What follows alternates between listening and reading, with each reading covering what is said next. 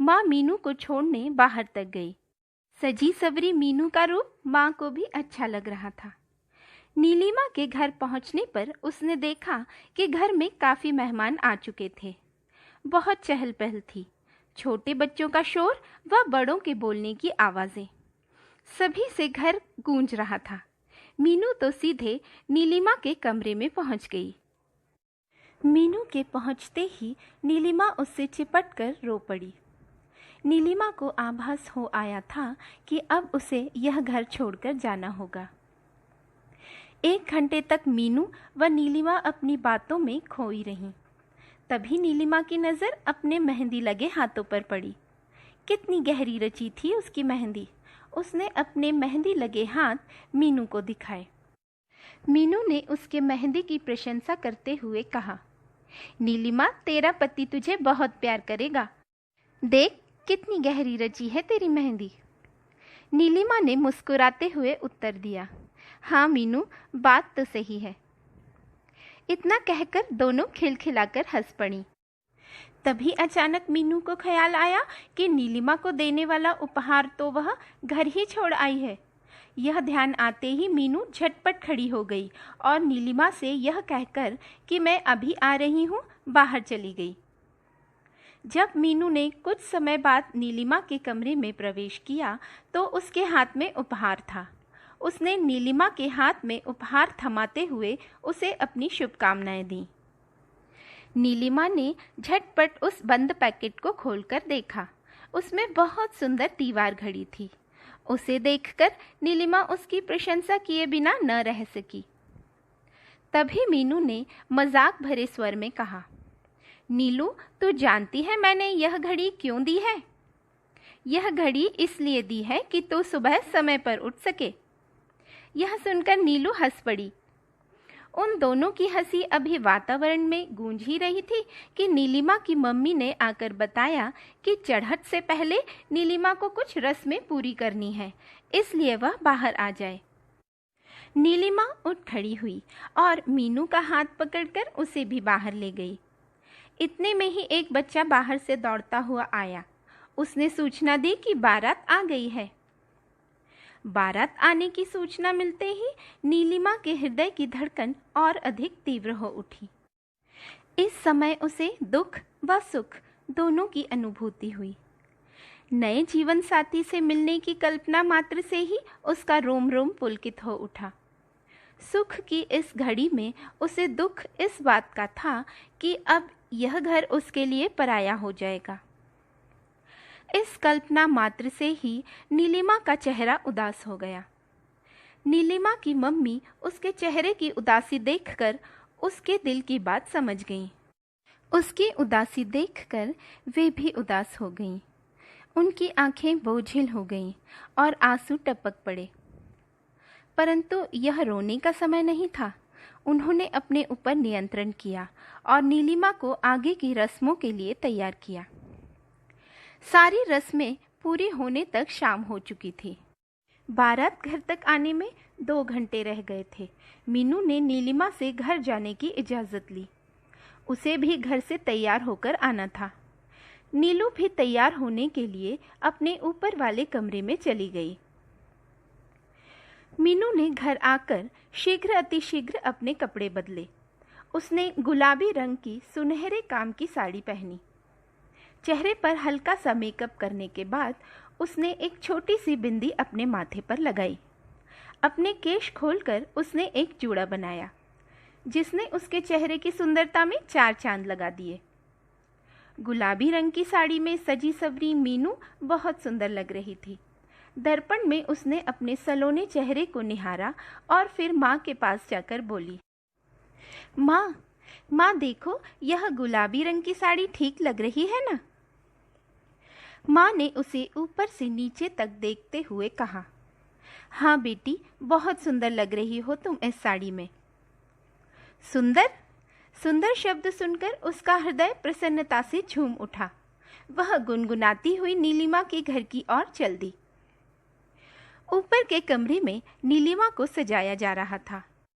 मीनू भी ऊपर के कमरे में नीलिमा के पास पहुंच गई। रूप रंग में सुंदर दिखने वाली नीलिमा का आज लाल रंग की साड़ी में रूप और अधिक निखरा लग रहा था। फूलों के गजरे आदि पहनाकर उसे सजाया जा रहा था। नीलिमा की और सभी सहेलियां वहीं पास बैठी थीं। शहर की जितनी भी औरतें आती, उन सभी का पहला यही प्रयास रहता कि ऊपर जाकर नीलिमा से मिलें। छोटे छोटे बच्चे धक्का देते हुए आगे निकलने की कोशिश करते, परंतु उनको आश्वासन देकर नीचे भगा दिया जाता कि नीलिमा दीदी अभी नीचे आ ही रही हैं। नीलिमा के पूर्ण रूप से तैयार होने के बाद उसका रूप ऐसा निखर आया मानो कोई अप्सरा पृथ्वी पर उतर आई हो। हर कोई उसके रूप रंग की प्रशंसा करता। बारात भी घर के पास आ गई थी। बैंड की मधुर आवाज भी स्पष्ट सुनाई दे रही थी। ज्यों-ज्यों बैंड की आवाज और पास आती गई व तेज होती गई, त्यों-त्यों नीलिमा के हृदय की धड़कन भी तीव्र होती गई। बारात घर के दरवाजे पर आ पहुंची। सभी स्त्रियां व बच्चे दरवाजे की ओर दौड़े। सभी के हृदय में एक उमंग थी, एक उत्साह था। सभी दूल्हे को देखने के लिए बेचैन थे। जैसे ही दूल्हा घोड़ी से उतरकर नीचे आया, सब उसकी ओर देखते ही रह गए। रंग रूप में वह नीलिमा से कम न था। दूल्हे को स्टेज पर बैठाया गया। नीलिमा धीरे धीरे मीनू का सहारा लिए स्टेज की ओर बढ़ी। इस समय मीनू का रंग रूप भी सलोना लग रहा था। नीलिमा धीरे धीरे कदम रखती हुई स्टेज तक पहुंची। स्टेज पर जयमाला का कार्यक्रम हुआ। इसके उपरांत मीनू ने एक गीत प्रस्तुत किया। उसकी मधुर आवाज ने सबका मन मोह लिया। हर कोई ताली बजाकर उसकी प्रशंसा कर रहा था। तभी बारात में आए एक नवयुवक ने उसकी आवाज की प्रशंसा करते हुए कहा, आपकी आवाज बहुत मधुर है, क्या सुंदर गीत सुनाया है आपने। मीनू ने जैसे ही सर उठाकर ऊपर की ओर देखा तो वह आश्चर्यचकित हो उठी। अरे, यह तो वही लड़का अमित है जो मेरठ से उसे देखने आया था। उसके मुंह से अपनी प्रशंसा सुनने पर उसके हृदय में कोई प्रसन्नता की अनुभूति नहीं हुई, वरन उसका हृदय पीड़ा से अकुला उठा। उसके हृदय में द्वेष भावना उत्पन्न हुई, उन अमानवीय लोगों के लिए जिन्होंने पैसे के लिए उसका दिल तोड़ा था और उसकी भावनाओं को ठेस पहुंचाई थी। मीनू ने अमित से कोई बात नहीं की और चुपचाप अंदर चली गई। अमित को देखकर ना जाने क्यों उसकी अतीत की स्मृतियां ताजा हो उठी। उसके हृदय में वह पीड़ा उमड़ आई जिसे वह अब तक दबाए हुए थी। मीनू के इस व्यवहार से अमित को आभास हुआ कि मीनू उससे नाराज है। नाराज भी क्यों ना हो, उसके माता पिता ने मीनू के साथ अच्छा नहीं किया था। फिर भी अमित का दिल हुआ कि मीनू से कुछ क्षण के लिए बातें कर सकता। मीनू का वहां एक पल भी दिल नहीं लगा। वह बिना खाना खाए ही वापस अपने घर आ गई।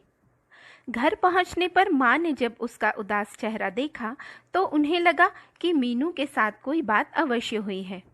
उन्होंने मीनू से पूछा, बेटी, तुमने इतनी जल्दी खाना खा लिया?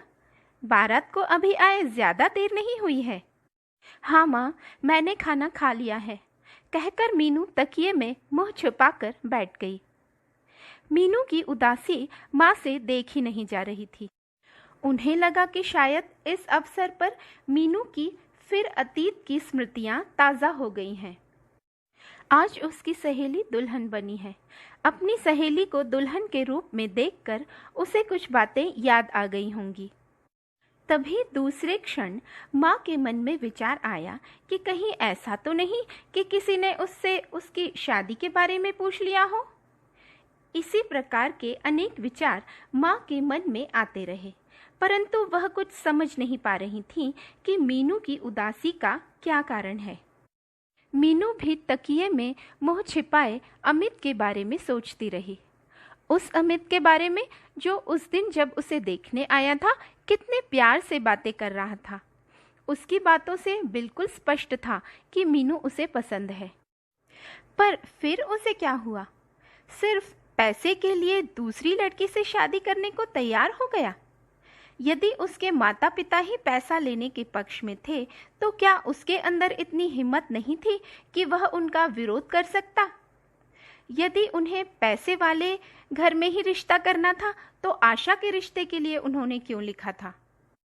ये सब प्रश्न मीनू के मस्तिष्क में बार बार आते, परंतु इन सब प्रश्नों का उसके पास कोई उत्तर नहीं था। कुछ देर तक जब नीलिमा को मीनू नहीं दिखाई दी, तो उसने अपने भैया से पूछा, भैया, मीनू कहाँ गई? बहुत देर से दिखाई नहीं दी। अशोक ने उत्तर दिया, पता नहीं, अंदर बैठी होगी। मैं तो बाहर काम में व्यस्त हूँ, इसलिए मुझे नहीं पता। जब नीलिमा अंदर गई, तब भी उसे मीनू नहीं दिखाई दी। अचानक बिना कहे मीनू के चले जाने की बात उसकी समझ में नहीं आ रही थी। प्रातःकाल विदा के समय नीलिमा की निगाहें मीनू का इंतजार कर रही थी। मीनू आधी रात्रि तक सो नहीं पाई थी, इसलिए सुबह समय से उठ न सकी। जैसे ही मीनू की आंखें खुली, उसने घड़ी की ओर दृष्टि डाली। घड़ी में 7 बज चुके थे। विदा का समय हो चुका था। वह शीघ्रातिशीघ्र हाथ मुंह धोकर तैयार हुई और नीलिमा के घर पहुंच गई। जैसे ही मीनू नीलिमा के घर पहुंची, नीलिमा की विदाई होने जा रही थी। मीनू को देखकर नीलिमा उससे लिपटकर रो पड़ी। विदाई की इस घड़ी में मीनू के नेत्रों से भी जल उमड़ पड़ा। नीलिमा की विदाई के बाद वह शीघ्र अपने घर आ गई। घर आकर उसने अपना सारा सामान बांधा और मेरठ चलने के लिए तैयार हो गई। माँ ने बहुत कोशिश की कि एक दिन और रुक जाती तो अच्छा होता, परंतु मीनू अपनी पढ़ाई एक दिन के लिए भी नहीं छोड़ सकती थी। शादी में आना तो मजबूरी